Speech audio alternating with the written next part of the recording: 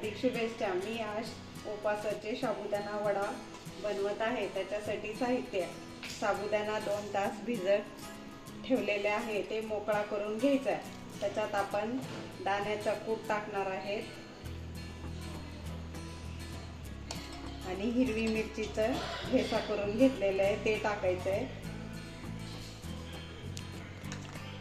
आणि मीठ चवीनुसार टाकायचे आणि थोडंसं पाण्याचा शिपका द्यायचे।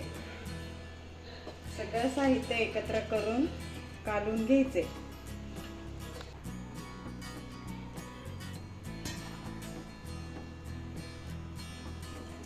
थोडासा पाण्याचा हात घ्यायचा आणि वडा तयार करायचा। वडे तळत आहे, तेल गरम झालं आहे।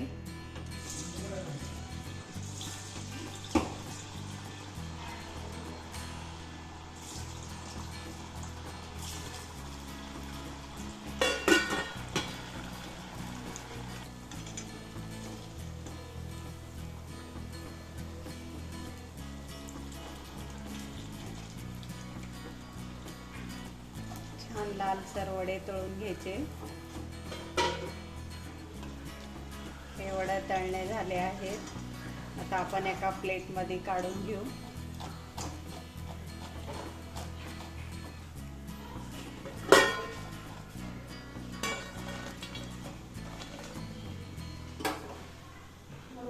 त्याच्यासोबत काकडीची चटणी करणार आहोत। वड्यासोबत काकडी खिसून घ्यायची, त्याच्यात ठेचा टाकायचा हिरवी मिरचीचा,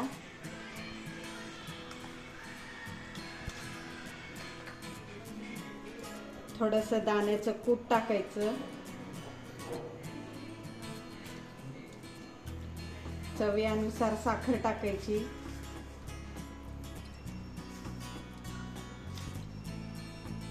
आणि दही टाकायचं।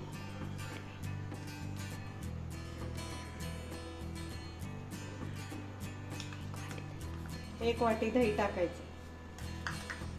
हे सगळं साहित्य एकत्र करून कालवायचं।